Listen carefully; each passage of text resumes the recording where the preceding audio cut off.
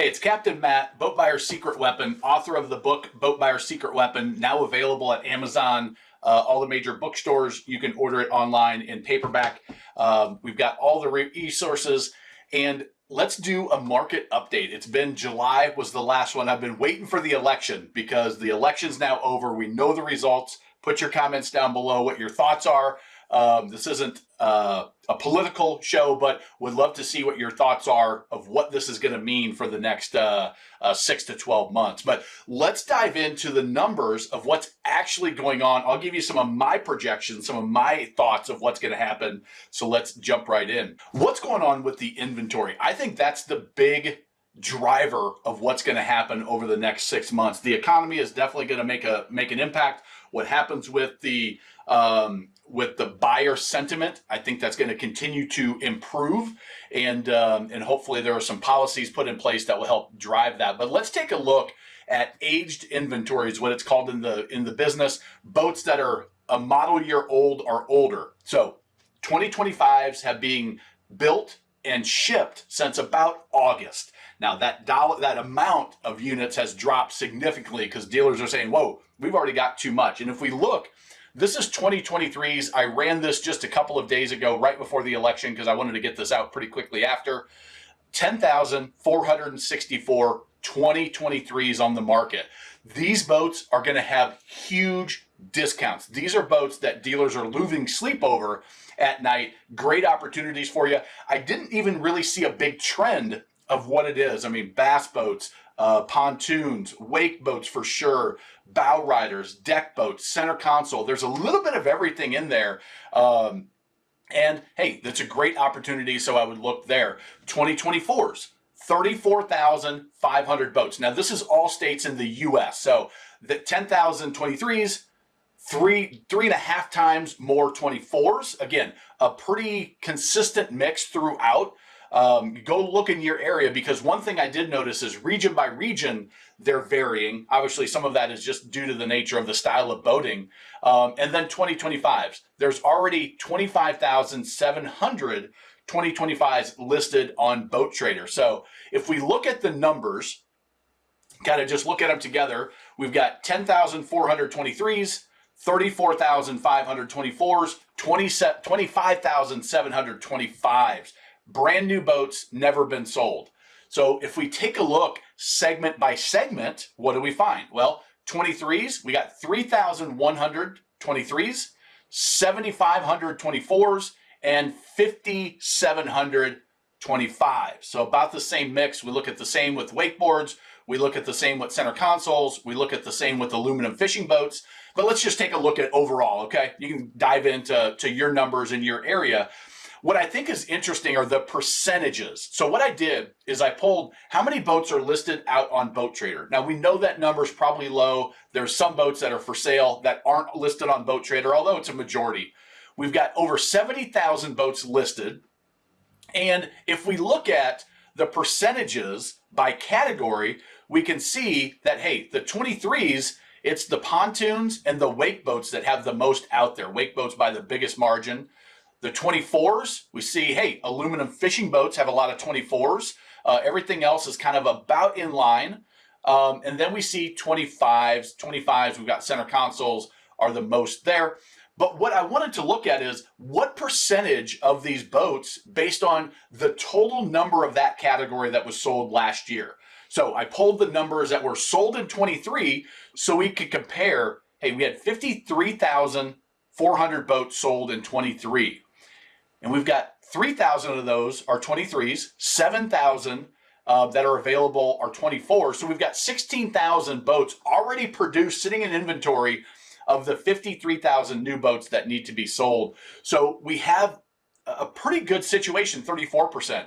When we look at wake boats, we say, whoa, 41% of those boats are already built. And you can kind of take a look at the percentage that is out there. So look at your category, and that's going to give you an idea of Do I have some negotiating power? Do I not? I think any 23 and 24, you definitely have negotiating power. As a dealer gets down to just 25s, well, they're going to try to hold a little bit more margin. You're going to have less ability to negotiate. So hopefully you can find one of these leftover models, this aged inventory that a dealer's like, hey, I need to get rid of it. I'm paying interest and curtailment payments. And if you look at the aluminum fishing boat, hey, that market is actually looking pretty good despite having a lot of 24s on the market, on the showroom floors. And overall, you can see that number is about 48%. So what does that mean for you? Well, savings is what that means for you. These are the most recent rebates I found.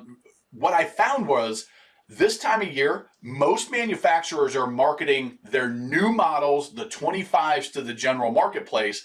Once you went to their website and actually engaged with the type of model, well, then you started seeing ads showing up talking about those rebates. So they're being very selective of who they're showing those rebates and discounts to at the manufacturer level, so that they don't devalue the 25s for those dealers that did manage their inventory well, did a good job of sales and marketing, and they can keep their margins at a reasonable level. So a lot of big numbers, 100,000 with Sea Ray, 80,000 with Cobalt, 125,000. This one's Regal. I just pulled just a selection of them, and I thought that was very interesting. You see one Suncatcher. This is a Yamaha brand owned by Yamaha Motors, and they're actually doing discounted APR. You saw a handful of people doing that have a little bit more dealer or manufacturer of the boat and motor, like Yamaha, doing that type of thing. We also have, depending on where you're at, Tommy's Boats. That's still having a major impact, especially in the towboat market. So if you're looking at a surf boat, there's some definite opportunity. Tommy's is just cutting the legs out of that marketplace. They have really, really impacted the surf boat market. 55% off MSRP.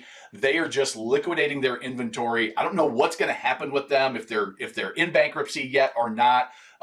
If they're going to come out on the other side, if the ownership group is going to do something different. I don't have any insights there, but I do know that the markets they're in and the segments they're in with the type of boats, they've really taken a toll on that marketplace. So just keep a lookout for that if you're a wake boat person.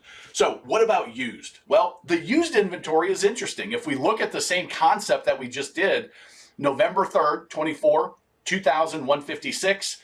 In July, that number was 2,059. In December, that number was 2,036. So a few more boats, 5% more, but that used boat market, and we're doing the segment 10,000 to 75,000 near my area, that number hasn't significantly grown with people dumping their COVID boats as everybody kind of expected. So that's really not happening. It is here and there, but we're not seeing a mass exodus from the boating industry. If we look at price drops, so these are boats that have been presumably listed too high and the seller's getting more motivated. 314 boats in my market area, 200 miles from my market area, which is in South Carolina. If you're looking to buy a boat, grab the toolkit. It's totally free, boatbuyerstoolkit.com. And this is what we're seeing from the dealer side. So what's the industry saying? Well, first of all, you'll notice I didn't have some of the data I typically do. They are charging, the National Marine Manufacturers Association does a business intelligence book where I get some of the data that I provide through different sources they put out on a monthly basis. They're actually charging an $1,800 subscription. So I don't make $1,800 on these videos. That would be a good month in the summer that I would make from all of my videos. So if you like these market reports, what I would encourage you to do is actually become a member, buy my programs, contribute as a guest. You can give dollar amounts.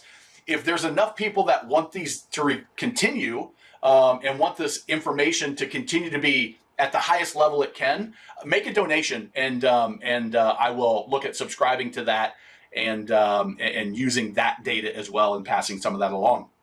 This is some data that I was able to get. We pass on boats that are questionable mechanically, too old, or don't fit our market well. We're conservative on trade numbers, and we'll offer them to broker their boat versus us taking a trade. Dealers are still concerned about buying a used boat that they're not going to be able to sell quickly, that is going to drop in value, that they have to have higher interest rates. Now, this was before the election.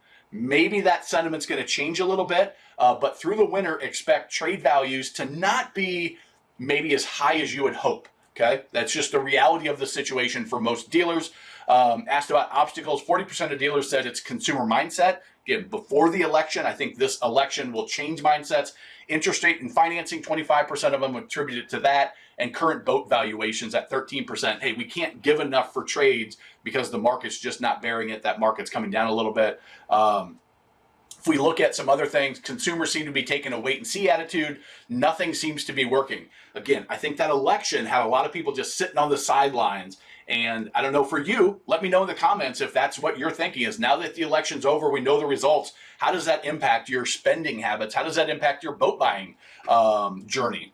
Another one, unfortunately, low margins are working. When the manufacturers begin to ask about margins, they basically, what this guy's saying is by the dealers dropping their prices and dropping their margins, that's the only way they're able to sell boats. And the manufacturers are saying, hey, that's what you need to do then. So both sides kind of fighting a little bit. Happens every cycle in this industry that dealers and manufacturers, when things are going good, one of them's making a lot of money. When things slow down, they both look for each other to make sacrifices. Nobody wants to drop their pricing. When we look at inventory, still everybody is saying, not everybody, 75+%, our inventory is too high on new boat inventory. Obviously, if you've got a 23, if you got a bunch of 24s, that is the way it is. But that number is slowly ticking down over time. Retail trends obviously continue to go down. And this is delayed data, right? This is July is the most recent on this as we hit into the end. Sentiment, current conditions went up in the summertime, kind of leveled out at the end of summer. Overall, 3 to 5 year outlook, hey, it was pretty bad. The election was in July. Biden was still in the race. Things were very, very different. I'm interested to see this number come out in the next couple of months.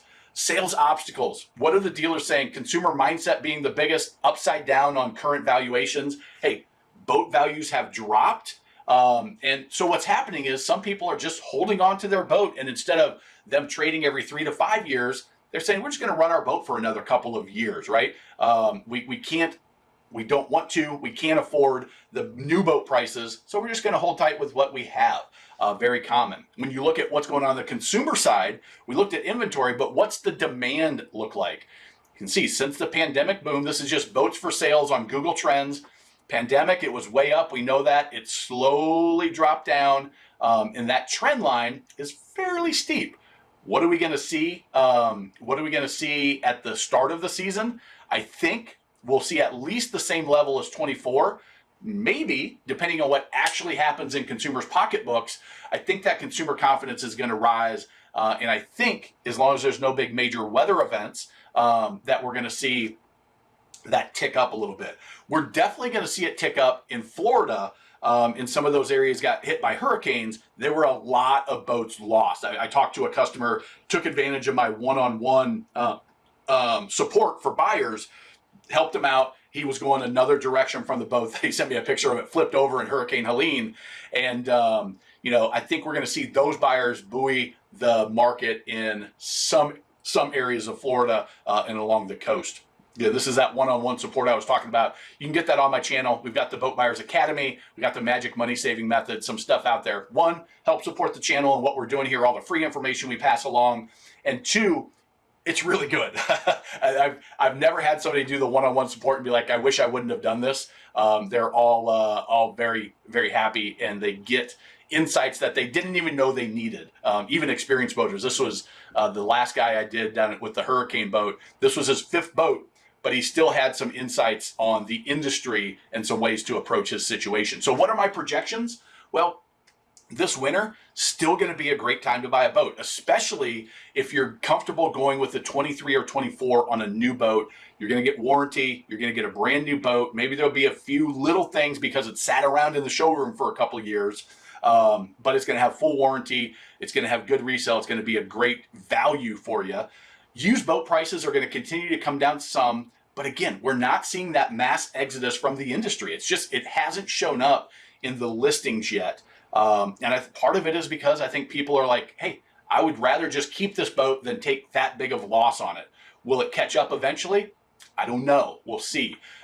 Manufacturer incentives, that's going to continue. Even if they're not advertised, know that if you negotiate the right way, you can probably get some manufacturers to kick in, especially if they have a lot of inventory, 24s, even 23s in your marketplace. Interest rates, hey, the Fed did what we expected them to do at the last meeting, but they're still around 8%. I don't see a huge drop in interest rates, but maybe with the new presidency, maybe we'll see some of that stuff happen if the consumers get more confident and some things change. Maybe they'll come down. I don't have a high expectation of them coming back down to 4%, though. I think that's just not going to happen in the next 12 to 18 months. Some dealers, I think we're still going to see some dealers going out of business. I think we're going to see some manufacturers that are going to sell and close. We saw that that BRP put up their boat brands. I did a video on that the other day. Manitou, Alumacraft, and their Australian brands, Quintex, that had a couple different brands under it. I think we're going to see more of that from dealers that they didn't manage their inventory well, they didn't manage their cash well, that are really going to struggle. I know personally a dealer here in the Carolinas that had that situation. They just ordered way too much. They didn't market properly. They didn't sell properly, and now they're no longer in business. I think we're going to see the same with a handful of manufacturers, and so something to be aware of. Does it mean you shouldn't buy a Manitou pontoon right now, or a silver wave or a blue wave? Well, if you're going to keep the boat for a long period of time, it's going to have less impact to you. If you're somebody that's going to buy and sell within a 5-year window, and those brands go away completely, and the new owners, either they don't sell or they shutter that brand and just take some of the technology, well, that's going to impact in the short term your resale value because that brand's not around. Something to consider depending on your situation. Here's a fact.